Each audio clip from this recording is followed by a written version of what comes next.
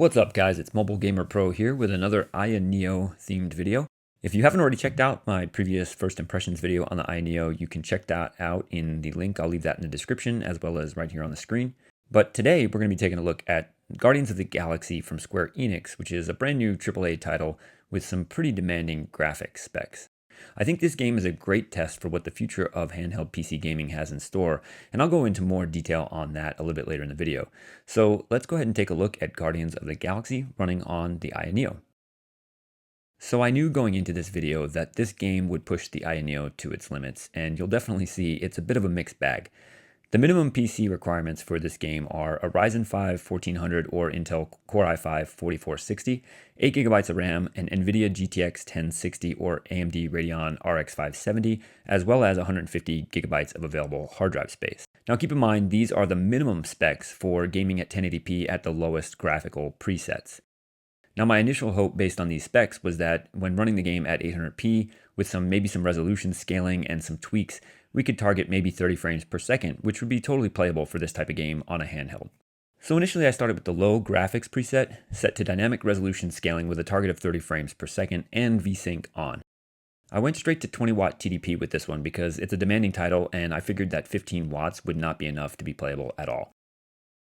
With this setup, you can see here, I was getting between 15 and 24 frames per second.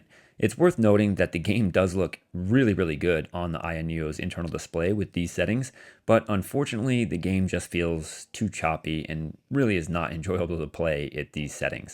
This game is just a little bit too demanding to rely on dynamic resolution scaling to decide which resolutions would be good enough to maintain a solid 30 frames per second, which is unfortunate. As I don't consider anything below 30 frames per second to be playable, it was time to try some tweaking and see if we could get these frame rates up a little bit. So my next option was to manually choose a more aggressive scaling option to try and bump the frame rate up to a consistent 30 frames per second, which is basically my acceptable target for playability on a handheld device in an action game like this one. For this, I attempted a 70% resolution scale and turned off VSync. The good news here is that the game still looks pretty good at this setup.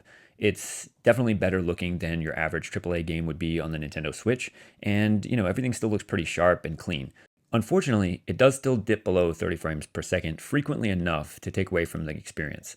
The GPU usage is also maxed out at 100% during most gameplay, with much more headroom on the CPU side. This game is clearly GPU hungry, which is always going to be difficult to run this type of game on an APU with built-in graphics. This is probably why there is no discussion currently about a Switch port of this game being discussed. I just don't think that port is going to be possible, at least not without a big investment in trying to get it to run on the limited hardware of the Nintendo Switch. So given the fact that the 70% resolution scaling wasn't enough to get it there, I figured I would try one more time and go a little bit lower on the resolution scaling down to 60%. This effectively makes the game 480p, which obviously looks a bit rough. The odd thing here is that even when I went down to 50% resolution scale, which by the way, I do not recommend if you care about your eyes at all, it looks really bad, the GPU was still maxing out. I almost feel like this maybe is just an optimization issue that could be fixed in a future patch, so we'll have to kind of stay tuned to see how that goes. As handheld PCs gain popularity, I would really love to see developers include special game settings in future games with maybe something like a handheld profile or a mobile spec setting to make adjustments to allow better frame rates on mobile hardware without having to lower the resolutions below 700p. This would be much less work than doing a dedicated port and could allow for much better experiences on these upcoming handheld gaming PCs.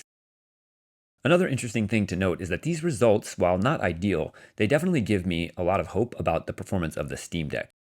With its 8 RDNA 2 CUs and LPDDR5 memory running on quad 32-bit channels, it should offer significant performance gains over the Aya Neo. The Steam Deck is listed as being capable of 1.6 teraflops, while the Aya Neo sits around 1.1, so that's about a 50% increase in graphics power alone. This should mean that, at least theoretically, the Steam Deck could run Guardians of the Galaxy, for example, at 30 frames per second at around 700p, maybe with some dynamic resolution scaling. So the question is, should you go out and buy Guardians of the Galaxy specifically to play on your Aya Neo? I would have to say at this time my answer would be no. Unless they can release a patch that allows for better performance and GPU optimizations, or perhaps AMD maybe can release a driver update that helps the performance a little bit, it's just not a great experience right now.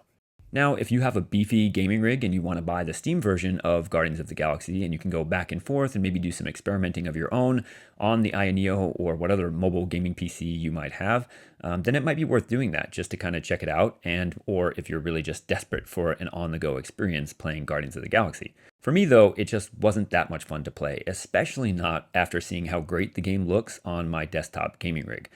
The thing is, the game is actually really good. It's much better than the Avengers was. It's fun, it's got a lot of good action to it, and the graphics look great, but I just can't see myself spending a whole lot of time playing it on the Aya Neo in its current state. I'll definitely update you guys here and on Twitter if either Square or AMD do any updates that help performance on the Aya Neo specifically. The one sort of little odd thing that I did notice is that there are many cases where the game will run at a consistent 30 frames per second for a brief moment of time, but no matter what's going on the screen, the GPU remains maxed out at 100%. So I really am hopeful that that's something that'll be fixed via software at some point in the future. Now, some people might watch this video and be a little discouraged seeing a game struggling to run at 30 frames per second on the Aya Neo, but I would have to say you really shouldn't be.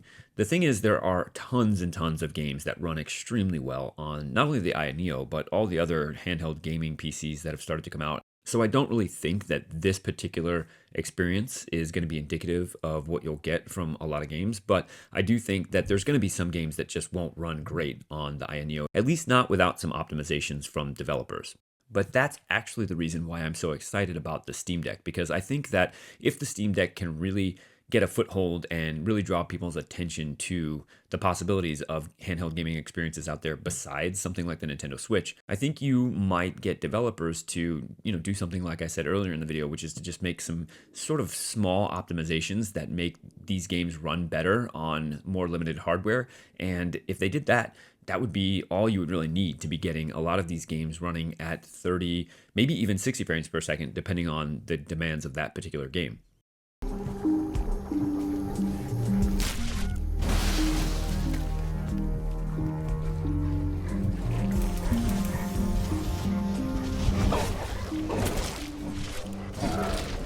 Alright guys, so that's going to do it for this video. Thanks for watching, and I really appreciate all the comments and feedback, and also thanks to everybody who's already subscribed to the channel after that first video was released. Let me know what games you guys would like to see running on the Aya Neo in the future, or I'd love to hear from you guys on what kind of games you've been running on your handheld gaming PCs and what kind of experiences you've been having. And if you've run Guardians of the Galaxy and you had a different experience than me, I'd love to hear about that too. If you like this content and you want to see more mobile gaming related videos in the future, be sure to like and subscribe and hit that little bell so you get notified when those new videos do drop. Until next time, keep gaming, and I will see you guys in the next video. My cage. I didn't mean to open old wounds. Ah,